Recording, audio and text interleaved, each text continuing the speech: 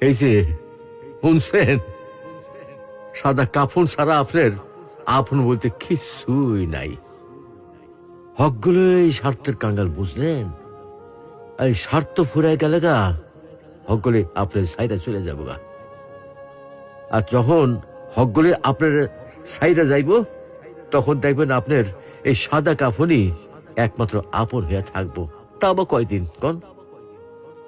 আহারে জীবন, কিসের লাইগা এত কিছু করতেছি? এরই নাম কি জীবন?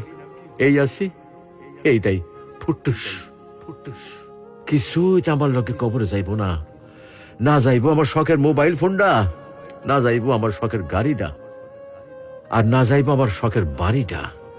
কিছুই সাথে যাইব না। এগুলা ভাববার মধ্যে কি আর সময় হয় আমাগর? আমরা কত ব্যস্ত, তাই না? আহারে জীবন।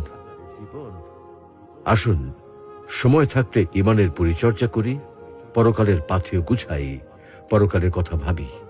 আল্লাহ আমাদেরকে ইমান চর্চা তৌফিক দান করুন। আমিন।